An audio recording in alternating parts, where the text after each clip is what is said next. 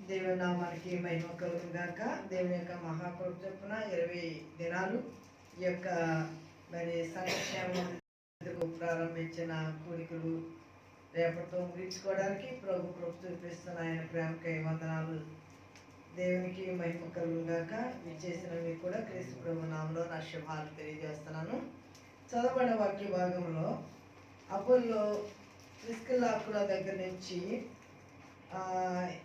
ఎఫెసుకు వచ్చిన చరిత్ర మనం దినాన్ని వాక్యంలో విన్నాం. పౌలుతో కలిసి ఎఫెసులో వచ్చిన తర్వాత అపోల్లో పౌలు కలిసి పరిచర్యలో సాగుతూ ఇక్కడ శిష్యులతో మాట్లాడుతున్న సంగతి మొదటి ఈ పేరాలో కొన్ని విషయాలు ఆలోచన చేద్దాం. 2వ వచనం, వారు పరిశుద్ధాత్ముడు ఉన్నాడన్న సంగతి మేము వినలేదని చెప్పేది. ఇప్పుడు పరిశుద్ధాత్మను గురించిన పరిచర్య, పౌలు పరిశుద్ధాత్మను గురించిన సంగతులు వారితో చెప్తున్నప్పుడు వారు అంటున్నారు, అసలు పరిశుద్ధాత్ముడు ఉన్నాడన్న సంగతే మేము ఎరగమని. కొన్ని సంఘాల్లో పరిశుద్ధాత్మను గురించిన అనుభవం లేని సంఘాల్లో, పరిశుద్ధాత్మను గురించిన సంగతులు చెప్పని సంఘాల్లో, పరిశుద్ధాత్మ యొక్క అభిషేకము అనుభవం లేని సంఘాల్లో ఆనాడు ఎఫెసీ సంఘస్థుల యొక్క ఆ అనుభవం ఎలా ఉన్నదో వారి జీవితంలో ఈ రోజుల్లో కూడా ఆ అనుభవం లేని వారు చెప్పే మాటలు కూడా అలాగే ఉంటాయి. ఎందుకంటే పరిశుద్ధాత్మ అని అంటే ఏదో ఊగిపోవడం, భాషలు మాట్లాడమే కాదు. పరిశుద్ధాత్మ దేవుడు ఉంటే అన్నిట్లో పరిశుద్ధత వస్తుంది. మాటలో పరిశుద్ధత, చూపులో పరిశుద్ధత, నడవడికలో పరిశుద్ధత. కనుక పరిశుద్ధాత్మ దేవుడు ఎప్పుడు మన హృదయంలోకి వస్తారో అప్పుడు అన్ని విషయాల్లో పరిశుద్ధత కలిగి ఉంటాం అనే విషయాన్ని వాక్యం బట్టి గమనించగలం. ఇక్కడ పౌలు గారు కొన్ని విషయాలు వారితో మాట్లాడుతున్నారు. ఏమనంటే 4వ వచనం, అందుకు పౌలు యోహాను తన వెనుక వచ్చేవాని యందు యేసునందు విశ్వాసం ఉంచవలెనని ప్రజలతో చెప్పుచు మారు మనసు విషయమై బాప్తిసం ఇచ్చినని చెప్పాను. అందులోనే బాప్తిసం పొందారు. ఎందుకు బాప్తిసం పొందారు? మీరు అంతకుముందు ఈ రోజుల్లో కూడా పెళ్లి కోసం బాప్తిసం, లేకపోతే ప్రభు సంస్కారం కోసం బాప్తిసం, లేదా సంఘంలో చేర్చబడడం కొరకు బాప్తిసం, ఇలాగా బాప్తిసం అనేది, లేదా ఈ కార్యం జరిగితే బాప్తిసం తీసుకుంటాను అనుకున్నాను కనుక కార్యం జరిగింది కనుక అందుకే బాప్తిసం తీసుకుంటాను అనేవారు. ఇలా చాలామంది బాప్తిసం గురించిన సంగతులు మనం వింటూ ఉంటాం. ఇక్కడ పౌలు కూడా ఈ సంగతుల గురించి వారితో మాట్లాడుతున్నప్పుడు వారు అంటున్నారు, మేము యోహాను బాప్తిసం పొందితిమి. యోహాను ఏమని బాప్తిసం ఇచ్చాడు? ఎందుకు బాప్తిసం ఇచ్చాడు? బాప్తిసం ఎవరితో ఆరంభమైంది? యోహానుతోనే ఆరంభమైంది. ఏమని బాప్తిసం ఇచ్చాడు? మారు మనసు పొందని. ఇదిగో పరలోక రాజ్యం సమీపించినది, మారు మనసు పొందాడని చెప్పి బాప్తిసం ఇచ్చాడు. మారు మనసు పొందిన తర్వాత వాళ్ళకి ఏం రావాలి? మారు మనసు సంబంధమైన జీవితం రావాలి, మారు మనసు సంబంధమైన నడవడికి రావాలి, మారు మనసు సంబంధమైన మాటలు రావాలి, మారు మనసు సంబంధమైన పరిస్థితులు ఉండాలి. కానీ ఇప్పుడు వాటిలో ఏం లేవన్నమాట. మారు మనసుకు సంబంధించిన జీవితం కనబడిన కారణాన్ని బట్టి మీరు పరిశుద్ధాత్మను పొందుకోలేదా, పరిశుద్ధాత్మ అనుభవం మీకు లేదా అని అడిగినప్పుడు అది అసలు మాకు తెలియదు అన్నారు. అందుకు పౌలు యోహాను తన వెనుక వచ్చుచున్నవాడు అనగా యేసునందు విశ్వాసం ఉంచవలని ప్రజలతో చెప్పుచు మారు మనసు విషయమై బాప్తిసం ఇచ్చారని చెప్పి వారు ఆ మాటలు విని ప్రభువైన యేసు నామమున బాప్తిసం పొందేది. తర్వాత పౌలు వారి మీద చేతులు ఉంచగా పరిశుద్ధాత్మ వారి మీదకి వచ్చెను. అప్పుడు వారు భాషలతో మాట్లాడటకును ప్రవచించుటకును మొదలు పెట్టిరి. హల్లెలూయా. ఎప్పుడు భాషలు మాట్లాడారు? ఎప్పుడు పరిశుద్ధాత్మ వారిలోకి వచ్చిందో అప్పుడు దేవుని స్తుతించడం ప్రారంభించారు, భాషలు మాట్లాడడం ప్రారంభించారు. అపోస్తల కార్యముల గ్రంథము 2వ అధ్యాయము 4వ వచనం ఒకసారి చూస్తే, ఈ వీరందరూ మేడగదిలో ఉన్నప్పుడు పేతురు ఒక ప్రసంగం చేస్తా ఉన్నాడు. ఆ ప్రసంగం చేస్తా ఉండగా వారందరూ ప్రార్థన చేస్తా ఉండగా పరిశుద్ధాత్మ వారి మీదకి దిగి వచ్చినట్లుగా అగ్ని అగ్ని జ్వాల వలె నాలుకలు ఉపయోగింపబడినట్లుగా వారికి కనబడెను. వారిలో ఒక్కొక్కరి మీద వ్రాలగా అందరూ పరిశుద్ధాత్మ నిండిన వారై ఆత్మ వారికి వాక్శక్తిని గ్రహించిన కొద్దీ అన్య భాషల్లో మాట్లాడసాగిరి. ఎప్పుడు దేవుని యొక్క ఆత్మ వారిలోకి వచ్చిందో వారికి వాక్శక్తి వచ్చింది, వాక్యాన్ని ప్రకటించే శక్తి వచ్చింది, వాక్యం ద్వారా మాట్లాడే శక్తి వచ్చింది. అదే కాకుండా వారు అన్య భాషలు మాట్లాడ ప్రారంభించారు. ఈ సంగతుల గురించి పౌలు ఈ మొదటి ఈ పేరాలో వారితో మాట్లాడినట్లుగా మనం దీని యొక్క వాక్యాన్ని ఈ యొక్క భాగంలో చూడగలుగుతున్నాము. మనము తర్వాత పేరాలోకి వస్తే పౌలు అక్కడ కొంతకాలం ఉండి సువార్త పరిచర్య చేయొచ్చు. ఈ తురన్న అనే అతని యొక్క బడిలో పాఠశాలలో తర్కించుతూ వచ్చారు. రెండేళ్ల వరకు ఇలాగూ జరిగిన కనుక యూదులేమి గ్రీసు దేశస్తులేమి ఆసియాలో కాపురం ఉన్న వారందరూ ప్రభు వాక్యం వినిరి. మరియు దేవుడు పౌలు చేత విశేషమైన అద్భుతములు చేయించారు. ఇప్పుడు పౌలు ఒక పాఠశాలను ఎంచుకున్నాడు. ఆ రోజుల్లో కూడా ప్రైవేట్ పాఠశాలలు ఉన్నాయి గవర్నమెంట్ స్కూల్స్తో పాటు. అందుకని అతని పేరేంటి, ఎవరు పడిది, తురన్న అని అతని యొక్క పాఠశాలలో తర్కించుతూ వచ్చానంటే ఇప్పుడు వారు దేవుని యొక్క వాక్యాన్ని విన్నారు, కానీ వారికి పూర్తిగా వాక్యము అర్థం కావడం లేదు. అందుకనే పాత నిబంధనలో ఉన్న సంగతుల గురించి, యేసు ప్రభు వచ్చిన తర్వాత సంగతుల గురించి వీరందరి మధ్య ఏముందనంటే వివాదం ఉన్నది. మనం అంతకుముందు చదివాము, అన్ని జనుల నుంచి యేసు ప్రభు నమ్ముకున్న వాళ్ళు సున్నతి పొందాలని. కనుక ఇప్పుడు వీళ్ళకి సున్నతి అక్కర్లేదని పౌలు చెప్తున్నాడు. అంతకుముందు మోషే ద్వారా జరిగిన ఆ యొక్క ధర్మశాస్త్ర సంబంధమైన క్రియలు కూడా చేయాలి అనేది కొంతమంది. యేసు నామములో రక్షించబడి బాప్తిసం పొందిన తర్వాత ఇవన్నీ క్రీస్తు శిలువలో నెరవేర్చారు కనుక అక్కర్లేదనేది కొంతమంది. ఇలాగా వివాదం అనేది సంఘాల్లో.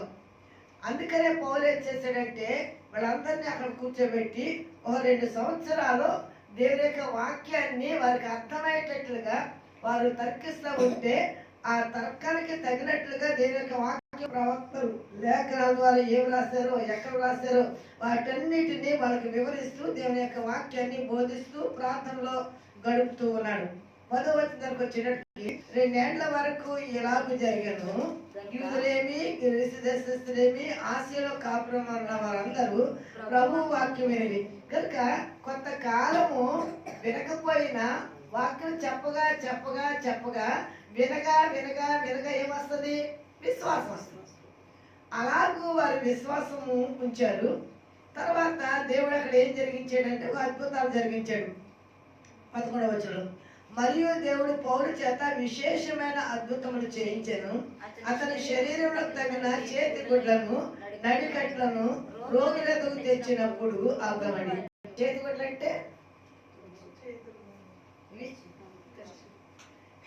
చేతి గుడ్లు అంటే పౌలు చెమట ప్రసంగం చేస్తాడు, చెమట ఇలా కారిపోతా ఏసీ లేకుండా ఫ్యాన్ లేకుండా ఎప్పుడు.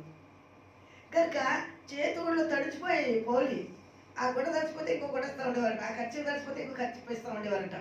అవన్నీ అలాగ ప్రక్కన పెట్టేసేవారంట. ఈ లోపల జనాలు తెగ వచ్చేస్తున్నారు.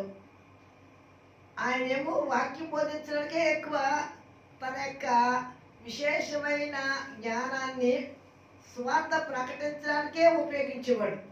ఈ స్వస్థత కోసం వాటి కోసం తను ఎక్కువ ప్రయాస పడేవాడు కాదు, దాని కొరకు ఎక్కువ సమయాన్ని పెట్టేవాడు కాదు. పేతురు గారు అద్భుతాలు చేయడానికి బాగా ఎక్కువ ఇష్టపడతా ఉండేవారు. ఆయన ద్వారా చాలా అద్భుతాలు జరుగుతున్నాయి. పౌలు గారు అయితే స్వార్థ ప్రకటించడమే, నాగరే గారికి వాక్యం చెప్పడం అంటేనే ఇష్టం. ఎందుకంటే దేవుడి గురించి చెప్పాలి, వాక్యం తెలియని వాళ్ళకి వాక్యం చెప్పాలి, అర్థం కాని వాళ్ళకి అర్థమయ్యేటట్లుగా వివరించాలి. ఇది పౌలు యొక్క ఆశ, ఉద్దేశం. ఈ లోపల ఈ రోగులందరూ చాలా మంది పోగైపోయి ఉండేవారు. ఈ స్వార్థ పరిచర్యకే వాక్యం చెప్పడానికే సమయం అంతా అయిపోయేది. వీళ్ళందరి మీద రోగులుగా చేతుల నుంచి ప్రార్థన చేసేంత సమయం ఉండేది కాదు. అప్పుడు ఏం చేసేవారంట, ఈ పౌలు గారు చేతులు ఖచ్చితంగా చూడండి అవి పట్టుకెళ్ళి ఆ రోగుల మీద పెట్టేవారంట. పెట్టడంతోనే రోగం విడుదల. హల్లెలూయా. ఏమండి, పౌలు గారి యొక్క చెమటోనికి ప్రభావం వెళ్ళిందండి. పౌలు చేతిగుడ్డలో ఏముందండి, చెమటే కదండి. చెమటలోనికి ప్రభావం వెళ్ళింది. చెమటలో ఉన్న శక్తి. పేతురు గారు ఇలా వెళ్తా ఉంటే ఆ రోడ్డు ప్రక్కనే రోగులందరినీ పరుపులేసి మంచాలేసి ఆ పడుకోబెట్టేవారట.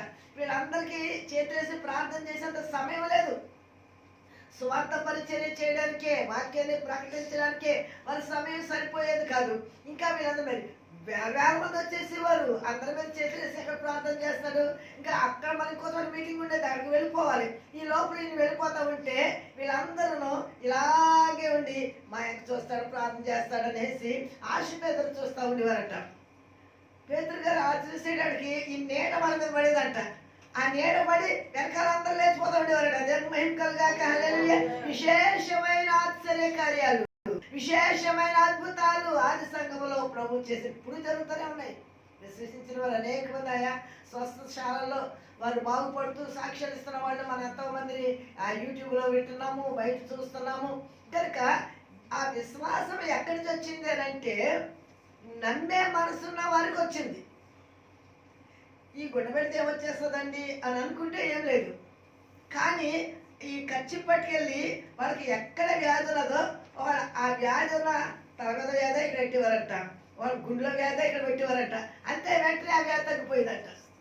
అలాగూ పౌలు యొక్క చేతి రుమాల ద్వారా స్వస్థత. ఇక నడికట్లు కట్టుకునేవారు, ఒక తువాళ్ళ కట్టుకునేవారు, లేకపోతే తాడులు కట్టుకునేవారు. నడికట్టు అంటే నడనికి తాళ్ళు కట్టుకునేవారు, లేదనంటే టవల్ అడ్డు కట్టుకునేవారు. ఎందుకంటే వారు అన్ని చాలా పొట్లా ఉండే కదా, అవి ఎగిరిపోతూ ఉండే కనుక ఇలా కట్టుకునేవారు. అది నడుము బిగించడానికి, ప్రయాణంలో త్వరగా నడవడానికి వీలుగా ఉంటుందని. అప్పుడు వీళ్ళు ఏం చేసేవారు అనంట, ఆ నడికట్లు కూడా తీసుకుని వెళ్ళి చదువు చూడండి అక్కడ, చేతి గుడ్లను నడికట్లైనను రోగులు ఎదుగు తెచ్చినప్పుడు రోగములు వారిని విడిచెను, దెయ్యములు కూడా వదిలిపోయి. ఏమండి, ఈ నడికట్టు పట్టుకెళ్ళి అడగంట పట్టుకున్న దెయ్యానికి షాక్ కొట్టేట్టుదంట. అందరూ పాపోయేదంటే విడిచిపెట్టి దెయ్యాలను వదిలిపోయి రోగులు స్వస్థపడతారు. గుడ్డలోకి వచ్చేసిందే ప్రభావం, నడికట్టులోకి వచ్చేసిందే ప్రభావం. ఎందుకు అని అంటే వారు దేవుని ఆత్మతో నింపబడినందుకు. హల్లెలూయా. దేవుని ఆత్మ మనలోకి వస్తే, దేవుని ప్రభావం మనలోకి వస్తే, దేవుని శక్తి మనలోకి వస్తే మన ద్వారా దేవుడు అద్భుతాలు చేసే దేవుడు, ఆశ్చర్య కార్యాలు జరిగించే దేవుడు. ఆనాటి సంఘాన్ని వాడుకున్న దేవుడు, ఆనాటి సేవకులను వాడుకున్న దేవుడు ఇప్పుడును అనేక మందిని ఆయన వాడుకుంటూనే ఉన్నారు. ఎందుకంటే ఆయనలో ప్రభావం ఉన్నది, ఆయన మాటలో ప్రభావం ఉన్నది, ఆయన యొక్క వాక్కులో ప్రభావం ఉన్నది. ఆ ప్రభావము దెయ్యాలకు తెలిసింది మనుషుల కంటే.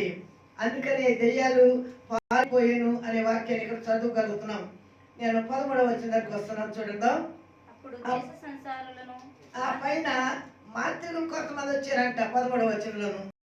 అప్పుడు దేశ సంచారులను మాంత్రికులైన కొందరు పౌలు ప్రకటించు యేసు తోడ మిమ్మును ఉచ్చారణ చేయించున్నాము అనగా మంత్రించుట. కింద పుట్టినట్టు చూడండి. ఇప్పుడు యేసు నామన మేము మంత్రం వేస్తున్నాం అన్నారు అంటాడు. కానీ అక్కడ వాళ్ళ మంత్రం ద్వారా ఏమి జరగదు. 14 వచ్చిన దగ్గరకు వస్తాం. యూదుడైన స్కవయ్య ఒక ప్రధాన యాజకుని కుమారులు 7 అలాగూ చేయించుండిరి. అందుకు ఆ దెయ్యము, నేను యేసును గుర్తెరుగుదును, పౌలును కూడా ఎరుగుదును, కానీ మీరెవరని అడగగా ఆ దెయ్యం పట్టిన వాడు ఎగిరి వారి మీద పడి వారిద్దరిని లొంగ తీసి గెలిచెను. అంతటా వారు దిగంబరులై గాయము తగిలి ఆ ఇంట నుండి పారిపోయిరి. ఇప్పుడు దెయ్యం అంటుంది, వీళ్ళు అనుకున్నారు యేసునామం పడిపోతాయి కదా, వీళ్ళు వస్త్రాలు పెట్టుకుని అక్కడ పెట్టితే బాగుపడిపోతున్నారు కదా, మనం కూడా మన మంత్ర శక్తితో. ఐగుప్తు దేశంలో మోషే అహరోను ఫరో దగ్గరికి వచ్చారు. వచ్చిన తర్వాత అహరోను చేతికర్ర వేయడంతోనే అదేమైపోయింది, పామైంది. వాళ్ళ మంత్ర శక్తితో కూడా వాళ్ళు పాములు చేశారు. కానీ అహరోను కర్ర ఏం చేసింది, ఆ పాములన్నింటిని మింగేసింది. అంటే వాళ్ళ మంత్రశక్తి దేవుని శక్తి దగ్గర పని చేయలేదు. వీళ్ళు ఇలాగా ఆవ బూడి ఇలా చిమ్మడంతోనే అదంతా దద్దులు వచ్చేసాయి. తర్వాత పేరు వచ్చేసి ఇలాగా చాలా పేతురు క్షమించండి, చాలా మోషే ద్వారా దేవుడు అద్భుతాలు జరిగించాడు అక్కడ. తర్వాత వాళ్ళు కూడా కొన్ని చేశారు, కానీ తర్వాత వాడు చేయలేకపోతారు. అప్పుడు అడుగుతాడు ఆ రాజు, ఎందుకు మీరు చేయలేకపోతున్నారంటే ఇది దైవ శక్తి. దేవుని మహిమ కలుగాక. హల్లెలూయా. దైవ శక్తి ముందు మా శక్తి. మేము కొంతకాలం వరకు చేయడానికి దేవుడు సెలవిచ్చాడు, ఆయన కలుగు చేసుకోవడానికి మేము చేయగలిగాం. ఇప్పుడు ఆయన శక్తి కనుక దిగొస్తే ఆయన శక్తి ముందు మా శక్తి ఎందుకు పని చేయదు? 450 మంది ఆశ్చర్య దేవత ప్రవక్తలు, వైరు దేవత ప్రవక్తలు వీళ్ళందరూ కలిసి ఆ యొక్క వాళ్ళు వేసుకున్న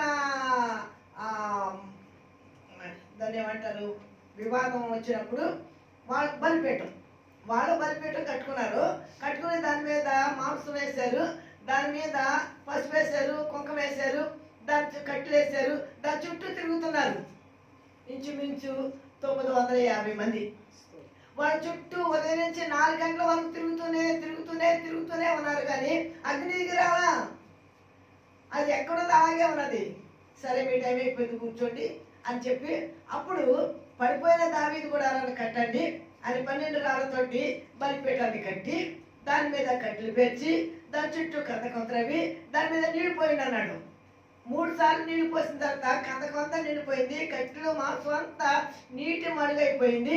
అప్పుడు ఏలియా మాకు ప్రార్థన చేస్తాడు, జీవము గల దేవా, నీవే సర్వశక్తి గల దేవుడు అని ఈ ప్రజలందరూ తెలుసుకున్నట్లు నువ్వేది చేసిన నిశ్చిత్వం బట్టి నువ్వు జరిగిస్తున్నావని వీరు గ్రహించలాగున నీ ప్రభావంతో మీరు దిగిరండి అని ప్రార్థన చేశాడు. ఒక చిన్న ప్రార్థన, ప్రభా నా ప్రార్థన ఆలకించుము, ప్రభా నా మనవి ఆలకించుము. అంతే, ఆ చిన్న ప్రార్థన దేవుడు అన్ని ఆలకించి అగ్ని దిగి వచ్చి కందకంలో ఉన్న నీళ్లు కట్టెలు ఆ రాళ్ళు బుగ్గి చేసి దహించి వేసింది. అప్పుడు యెహోవాయే దేవుడు, యెహోవాయే దేవుడు. దేవుని నామమునకు మహిమ కలుగాక. వాళ్ళందరూ సాగిపడతారు. యెహోవాయే ప్రభావము దిగి వస్తే సైతాన్ యొక్క ప్రభావం ఎందుకు పనిచేయదు? మాంత్రికుల ప్రభావం ఎందుకు పనిచేయదు? ఆయన కలుగు చేసుకోకుండా ఉన్నంతసేపు దాని పని చేయొచ్చు, కానీ ఆయన కలుగు చేసుకుంటే మాత్రం దాని పని చేయడానికి దానికి ఏమాత్రం అధికారము లేదు. కనుక ఇక్కడ మంత్ర శక్తితో వీళ్ళు కూడా చేద్దామని అనుకున్నారు. ఇక్కడ ప్రధాన యాజకుని కొడుకులు స్కెవియా అని ఆయన ఉన్నాడు, ఆయనకి 7 కొడుకులు ఉన్నారు. వాళ్ళు కూడా అనుకున్నారంట, మనకు కూడా యేసు నామముపేట ఉచ్చాటం చేస్తే దెయ్యాలు వెళ్ళిపోతాయి, రోగులు స్వస్థపడతారు అని అనుకుని వచ్చి యేసు నామములో వెళ్ళిపోతానంట. అవంట ఒక్కసారి వాడి మీద దూకేటప్పటికి, ఈరా నువ్వు వెళ్ళిపోవడానికి నీకు అంత సీన్ లేదువే, నువ్వు యేసుప్రభు గొప్పడువు కాదు, పౌలంత గొప్పడువు కాదు. మీరు యేసుప్రభులంత పరిశుద్ధత మీలో లేదు, పౌలుకున్నంత పరిశుద్ధత మీలో లేదు, పౌలుకున్న ప్రార్థన శక్తి మీకు లేదు, యేసులో ఉన్న ప్రభావం మీలో లేదు. మీరు వెళ్ళిపోమంటే వెళ్ళిపోవడానికి మేమంతా తెలివైన వాళ్ళం కాదు. మాకంటే మీకు ఎక్కువ శక్తి ఉంటే, మాకంటే మీరు ఎక్కువ ప్రభావం ఉంటే, మాకంటే మీరు బలవంతులైతే అప్పుడు మేము మీకు భయపడి వెళ్తాం.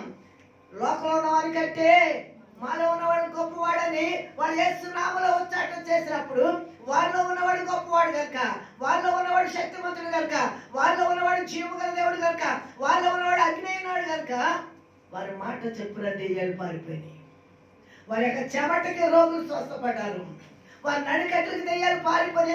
వాళ్ళలో ఉన్నవాడు గొప్పవాడు, వాళ్ళలో ఉన్నవాడు శక్తిమంతుడు, వాళ్ళలో ఉన్నవాడు జీవము గల దేవుడు కనుక అవి పారిపోయినాయి. తుతు మంత్రాలకి చిత్తకాలు రావుతాయి కదా మన పెద్దడు. నీ ప్రార్థనకి సైతాన్ని వెళ్ళాలి అంటే ముందు నీలో దాని మీద శక్తి కావాలి, ముందు నీలో దాని మీద అధికారం కావాలి. అధికారం లేకుండా, పరిశుద్ధాత్మాభిషేకం లేకుండా నీవు దెయ్యాలు వెళ్ళిపోమంటే వెళ్ళం, రోగులు స్వస్థపడాలంటే జరగదు. మొదట మనకు కావాలి శక్తి, మనం కావాలి ఆ పరిశుద్ధతలోకి. స్కెవియా కొడుకులు ఉన్న వస్త్రాలు విడిచిపెట్టి పారిపోయేది. అప్పుడు ఈ మాంత్రికులకి అందరికి భయం వేసిందట, అయ్యి బాబోయ్ ఎంత గొప్ప శక్తి కలిగిన వారు వీళ్ళు అని అనుకుని అప్పుడు వాళ్ళు ఏం చేస్తున్నారు అని అంటే 17వ వచనంలోకి వస్తున్నాం చూడండి. ఈ సంగతి ఎఫెసులో కాపురమున్న సమస్త యూదులకును గ్రీసు దేశస్థులు తెలిసినప్పుడు ఏ సంగతి? స్కెబయా కొడుకుల్ని సైతాను లొంగ తీసుకుంటే వాళ్ళు పారిపోయిన సంగతి అక్కడ ఉన్న వాళ్ళందరికీ తెలిసినప్పుడు వారికి అందరికీ భయము కలిగను కనుక ప్రభు అయిన యేసు నామము ఘనపరచబడెను. విశ్వసించి వారు అనేకులు వచ్చి తాము చేసిన వాటిని తెలియచేసి ఏంటి తెలియసి ఒప్పుకున్నారు? వాళ్ళు ఏ మంత్ర కార్యాలు జరిగించారు, ఏ మంత్రాల వల్ల ఏమేమి చేశారో వాటన్నిటిని చేసి ఒప్పుకునేవన్నీ మేము సాతాను ద్వారా జరిగించాము, కానీ సాతాను గారు గొప్పవాడు కాదు, మీ దేవుడే గొప్పవాడు అన్న సంగతిని వారు గ్రహించి, మరియు మాంత్రిక విద్య అభ్యసించిన వారు అనేకులు తమ పుస్తకములను తెచ్చి అందరెత్త వాటిని కాల్చివేసి. హల్లెలూయా. దాని ఖరీదు ఎంత తెలుసండి? ఆ రోజుల్లోనే దాని యొక్క ఖరీదు 50,000 వెండి రూకలాయెను. 50 వెండి రూకలు ఆ రోజుల పుస్తకాలు ఖరీదంట. అంత ఖరీదైన మంత్ర పుస్తకాలు తీసుకొచ్చి కుప్ప కింద వేసట తగలబెట్టేశారంట. ఎందుకంటే ఇంత శక్తి కలిగిన పరిశుద్ధాత్మ దేవుని ముందు ఇవి ఎందుకు పనికిరావు? వీరి దేవుని యొక్క ముందు ఈ యొక్క శక్తి ఎందుకు పనికిరాదు? వీరి దేవుడే నిజమైన దేవుడు. వీరు చేసే ప్రార్థన నిజమైన ప్రార్థన. వారు ప్రకటించే దేవుడే గొప్ప దేవుడు అని చెప్పి వారు ఆ మంత్ర పుస్తకాలను తీసుకొచ్చి కాల్చి వేశారంట. 20వ వచనం, ఇంత ప్రభావముతో ప్రభు వాక్యము ప్రబలమై వ్యాపించెను. హల్లెలూయా. దేవుని యొక్క వాక్యం అంటండి ప్రభావముతో వ్యాపించిందంటండి. ఎందుకంటే ఆయనలో ఏముందండి? ప్రభావం ఉన్నది. ఆయన హస్తములో ప్రభావం బయలువెడచుండనంటుండే హబక్కూకు 3వ అధ్యాయము 4-5 వచనాల్లో రాస్తాడు. ఆయన హస్తములో ప్రభావం ఉన్నది, ఆయన చూపులో ప్రభావం ఉన్నది, ఆయన వస్త్రములో ప్రభావం ఉన్నది, ఆయన మాటలో ప్రభావం ఉన్నది. లాజరు అంటే చచ్చిన 4 రోజులు లేచి బయటకు వచ్చాడు. కృష్ణురోగి నీవు ఒకవేళ చెయ్యేసే స్వస్థపడక్కర్లేదు. నువ్వు స్వస్థపడతానని నీకు విశ్వాసం ఉంటే నువ్వు వెళ్ళు, నీ యొక్క శరీరాన్ని యాజకుడు చూపించుకో అంటే 10 మంది వెళ్ళిపోతా ఉండగా మరి వెళ్తూ ఉండగా స్వస్థపడింది. హల్లెలూయా. ఆయన మాటలో ఒకడు ప్రభువా నీకు ఇష్టమైతే నన్ను సిద్ధునిగా చేయమనంటే నాకు ఇష్టమేరాన్ని చేసి సిద్ధం చేశాడు. ఆయన మాటలో ఒక స్త్రీ ఆయన పట్టుకోవడానికి ధైర్యం రాక పట్టుకోకూడదు కనుక వస్త్రం చేను ముట్టుకుంటే నేను స్వస్థపడతాను అనుకుని ముట్టుకుంది. అంతే 12 సంవత్సరాల క్యాన్సర్ రోగం తగ్గిపోయింది. హల్లెలూయా. దేవునిలో ప్రభావం నువ్వు నమ్మితే ఆ ప్రభావం ఖచ్చితంగా నీలో పనిచేస్తుంది. నమ్ముట నీ వలన అయితే నమ్మువారికి సమస్తము సాధ్యమే. అందుకని దేవుని యొక్క వాక్యం ప్రబలుతుంది. అపవాది ఏం చేశాడంటే తర్వాత పౌలు అక్కడి నుంచి ప్రయాణమై ఎఫెస్కి వచ్చాడు. ఎఫెస్కి వచ్చిన తర్వాత ఎఫెస్కి వచ్చేటప్పుడు 23వ వచనం చదువుతున్నాం చూడండి. ఆ కాలమందు క్రీస్తు మార్గం గురించి చాలా వాళ్ళు కలిగాను. యారనగా దేమేత్రి అని ఒక కంసాలని అత్తిమే దేవికి వెండి గుళ్ళు చేయించడం వలన ఆ పని వారికి మిగుల లాభము కలిగి చేయించుడను. అతడు వారిని అట్టి పని చేయు ఇతరులను గుంపు గుర్చి అయ్యలారా ఈ పని వల్ల మనకు జీవనము బహుబాగుగా జరుగుతున్నదని మీకు తెలియదు. అయితే చేతులతో చేయబడినవి దేవతలు కావని ఈ పౌలు చెప్పి ఎఫెసులో మాత్రము కాదు దాదాపు ఆసియా అంతటా బహుజనులను ఒప్పించి త్రిప్పి ఉన్న సంగతి మీరు చూచియు విని ఉన్నారు. మరియు ఈ మన వృత్తి అందు లక్ష్యం తప్పిపోటే కాక మహాదేవైన అత్తిని యొక్క గుడి కూడా తృణీకరింపబడి ఆసియా అంతటా భూలోకమందును పూజింపబడుతున్న ఈమె యొక్క గొప్పతనం తొలగిపోనని భయం తోచున్నదని వారితో చెప్పాడు. ఇప్పుడు వీడు ఒక ప్లాన్ వేసుకున్నాడు. ఎవరు? కంసాలి దేమేత్రి వాడి పేరు. ఇప్పుడు కంసాలను అందరూ పోగు చేశాడు. పోగు చేసి విగ్రహాలు దేవుడు కాదు, దేవుడే నిజమైన యేసు నామంలో ప్రార్థన చేస్తే దెయ్యాలు వెళ్ళిపోతాయి, యేసు నామంలో రోగులు స్వస్థపడతారు కనుక యేసే రక్షకుడని తర్కించి వాదించి ఒప్పించాడు. కనుక చాలా మంది విగ్రహారాధన మానేశారు, దేవుని ఆరాధించడం మొదలు పెట్టారు. అందుకనే ఇప్పుడు అందరూ విగ్రహారాధన మానేస్తే మన యొక్క వృత్తి పోతుంది. మనకి ఈ పని చేసుకోవడానికి చాలా లాభసాటిగా ఉంది. ఆ దేవేంద్రికి ఆ బంగారు పూలు చేస్తూ ఉంటే అందరూ వచ్చి చేయించుకుని ఆమెకి పండగ వచ్చిందంటే ఈ యొక్క గొలుసులు ఈ యొక్క వస్తువులన్నీ వేస్తూ ఉంటారు. ఇప్పుడు మనము వాడి పూజ చేయడం మానేస్తే, ఈ దేవతను ఆరాధించడం మానేస్తే మనకి పని ఉండదు. ఈ పని లేకపోతే మనకి జీవనం ఉండదు. కనుక ఇప్పుడు మనం ఏం చేయాలంటే మనందరం గుంపు కూడి ఇక ఈ అతిమీదేవి దేవత గొప్ప దేవత అని పౌల్ని మనము ఏమైనా సరే ఈ తావు నుంచి వెళ్ళగొట్టేయాలి అనేది ఒక ప్లాన్ వేసుకుని వీళ్ళందరినీ పోగు చేశాడు. నేను 30 వచ్చిన దగ్గరకు వస్తున్నాను చూడండి. పౌలు జనుల సభకు వెళ్ళవద్దని కానీ శిష్యులు వెళ్ళనీయలేదు.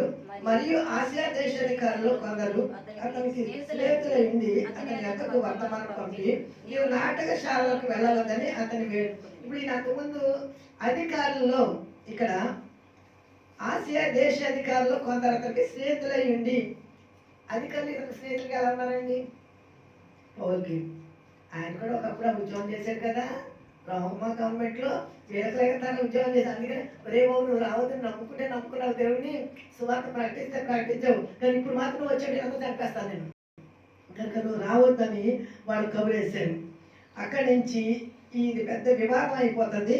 34 వచ్చిన చదువుతున్నాను. అయితే అతడు యూదుడని వారు తెలుసుకున్నప్పుడు అందరూ ఏకశబ్దంతో 2 గంటల సేపు ఎఫెసు అర్తెమాదేవి మహాదేవిని కేకలు వేసింది. అతని కారణం వచ్చి పరిస్థితులన్నింటినీ చక్కబడతారు. ఇప్పుడు వాళ్ళు గుళ్ళకు దోచిన వారు కాదు. 37 వచనంలో వీరు గుడి దోచిన వారు కాదు, మన దేవతను దూషింపను లేదు. దేవేంద్రుడికి అతనితో కూడా కంసాల వారికి ఏమైనా వ్యవహారం ఏదైనా ఉన్నాయనలా న్యాయ సభలో చేర్చుకోండి. ఇలాగూ దేవుడు పౌల్ని ఆ స్థలం నుంచి విడిపించి క్షేమకరంగా మరి యొక్క స్థలానికి పంపించాడు. ఈ 19వ అధ్యాయము ఈ యొక్క సంఘ పరిచర్యలో పౌలు ప్రభు కొరకు పడిన ప్రయాస, యేసు ప్రభు యొక్క శిష్యులు ప్రభు కొరకు పడిన దెబ్బలు, నిందలు ఎన్ని వచ్చినా వారు క్రీస్తుని మాత్రము విడిచిపెట్టలేదు. ప్రభు కొరకు పడ్డారు కనుక దేవుడు వారి ద్వారా అద్భుతాలు జరిగించాడు. మనం ప్రభు కొరకు నిలబడితే దేవుడు మన పక్షంగా కూడా ఆయన నిలబడి ఆశ్చర్యకార్యాలు జరిగిస్తాడు. కనుక అలాంటి పరిశుద్ధాత్మాభిషేకంతో నింపబడి ప్రభు కొరకు జీవించడానికి దేవుడు తన కృపా సహాయం మనకు అందరికి అనుగ్రహించాడు కనుక ఆమె. పరిశుద్ధుడైన మా దేవ, ప్రేమ కలిగిన మా తండ్రి, మీ ఘనమైన నామమునకు స్తుతులు స్తోత్రములు చెల్లిస్తున్నాను. దేవా, నీవే నిత్యమైన దేవుడు అని, నీవే రక్షకుడు, నీవే విమోచకుడు అని ప్రభా, ఆనాడు నీ బిడ్డలు నీ పక్షంగా నిలబడినప్పుడు మీరు వారి పక్షంగా నిలబడి అద్భుతాలు జరిగించారు.